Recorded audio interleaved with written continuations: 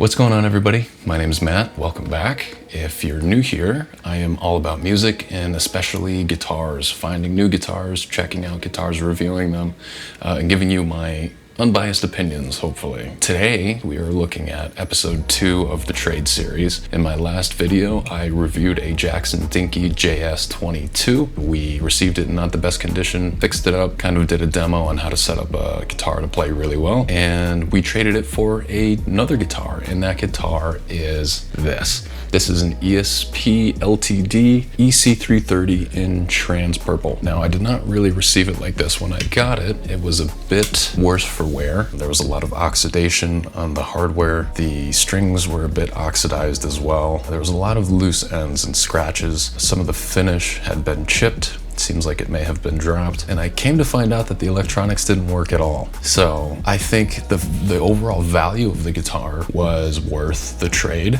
because even in its not ideal and technically unfunctional condition, it still probably matched the value of the Jackson JS22 that I traded it for. A lot of work went into getting this guitar back into playing condition. So my initial interpretation of the guitar was that it obviously needed some work. The first thing I was gonna do was fix the cracks. I thought a JB weld would work well. I thought it would cure well to this polyurethane finish, and I tried that.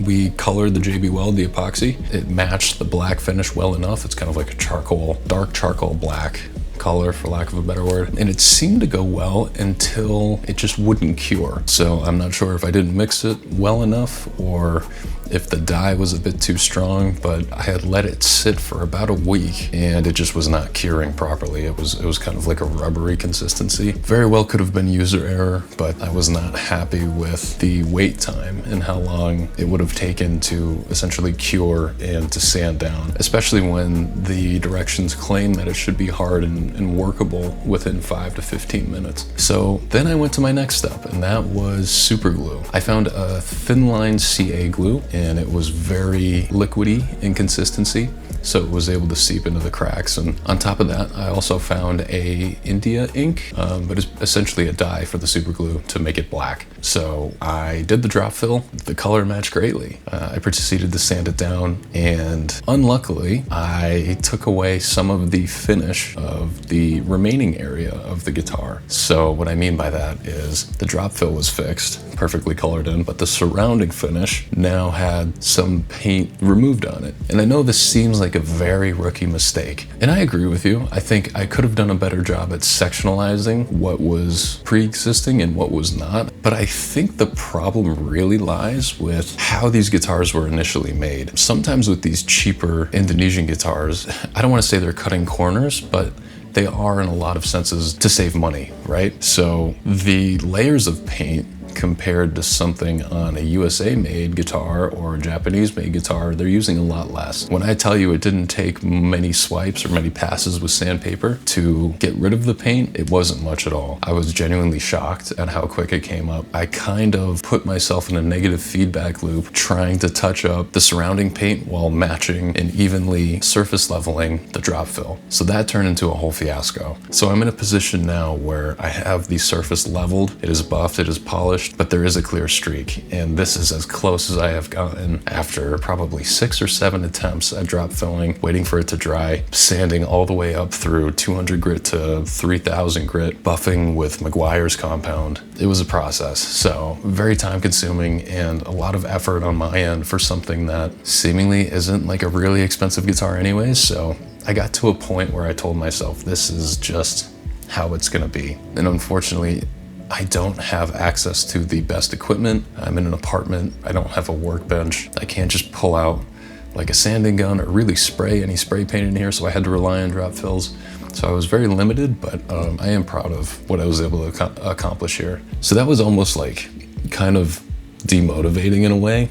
You know, I think for me, when I start a project, I'm always like, okay, this is gonna go amazingly well, and it's gonna look so good.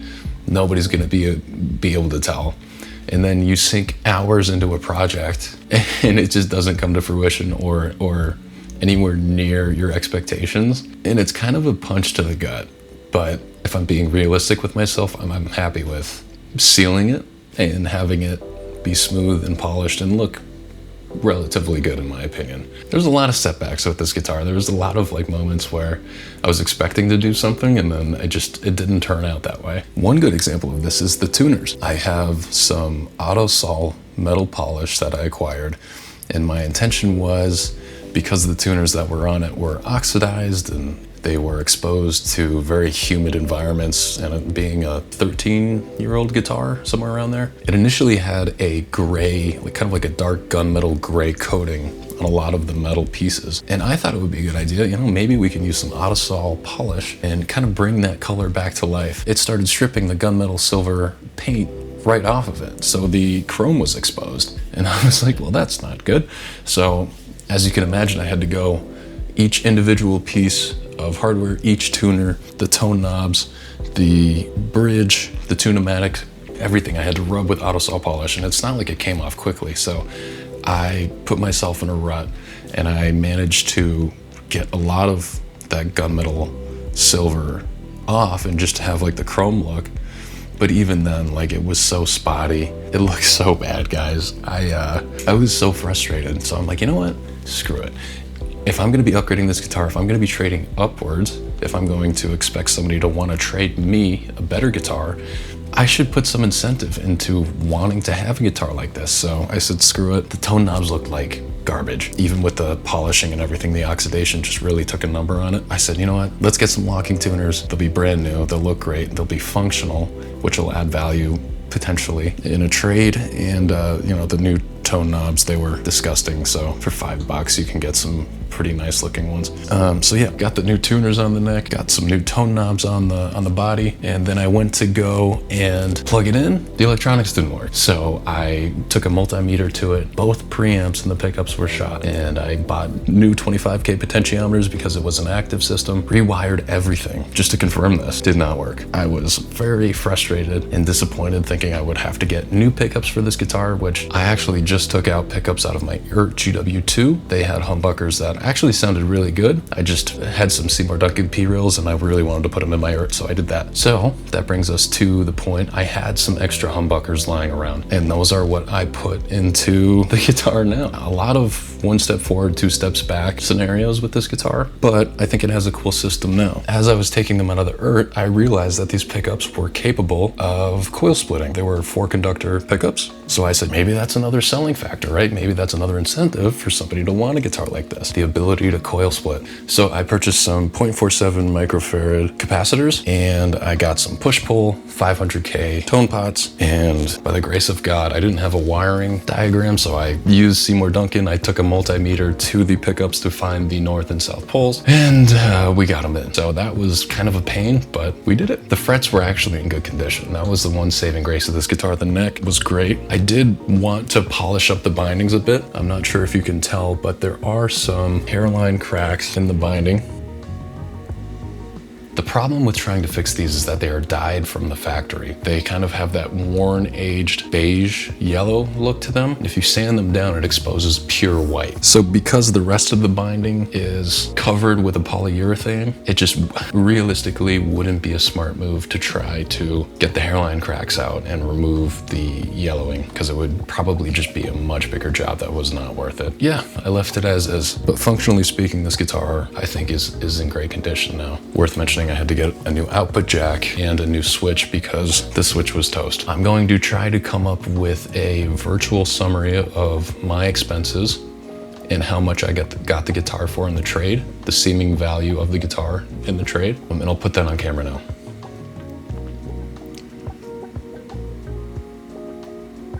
So do I think I gained anything in the trade? Value-wise compared to how much I put into the guitar? I don't think so. I think I might potentially be at a net loss, but such is life, right? You make some decisions and some are good decisions, and you make some decisions and some are bad decisions. What I do have here is a guitar that is playable. I have a guitar that is functional, a guitar that has been brought back to life. I can't be too mad at that, and I learned a thing or two along the way as well. So without further ado, I want to share with you how it sounds now. Here we are. We will start on the bridge position, and some of you may notice that I am in the upwards position. That is because I prefer, I don't know, for whatever reason, on my Les Pauls, I like the bridge to be up and the neck down. Just a personal preference thing. There won't be any audio manipulation, no amps, no EQ, compression, nothing. This is just the direct signal. I'm gonna just play and start pulling up and pushing down on knobs to kind of give you an idea of the different tones that this guitar can produce. So I'm gonna start on the bridge.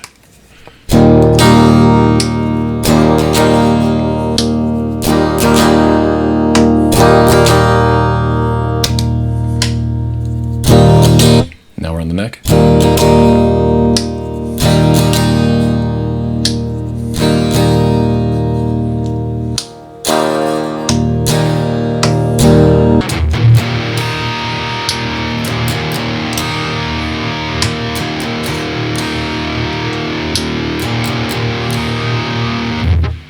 We're going to do the same thing on the neck.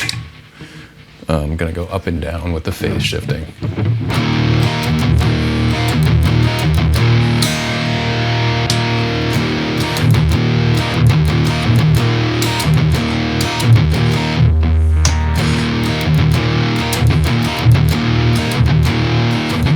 Now, I'm going to split the coils, go back to the bridge, and now we will also play with the phase shifting.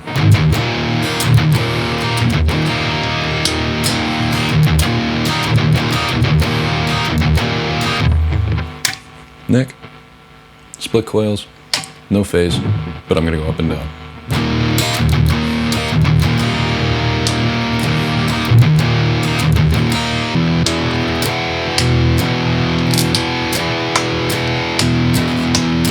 I really like the neck pickup on this. Sounds really good.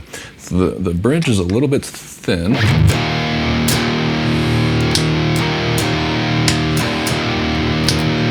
So there you have it, folks. This is the LTD EC330 in trans purple in probably as good of a state as it's been in a long time. We put some love and some effort into restoring it, and I think it's in a good state now. I think it's in a good playable and good cosmetic state now. Despite my attempts, I don't think this is ever going to be in a perfect state, but I think that's what makes guitars like this great. They have a story to tell, they have character. I should know too. Some of you with a keen eye might observe that there is only one screw in the pickup rings, and that is because I have been back and forth testing configurations on what I thought was the best wiring. So a lot of pulling and things like that. So as I was saying, I think this guitar is in a great state now. It has gotten a deep clean. The frets are highly polished. It's got the locking tuners. It's got the new ERT pickups in it that are splittable. Cosmetically, it's clean, polished, drop filled. I think she's in a good spot. Now all that's left is to see if anybody wants to trade me. Yeah, wish me luck.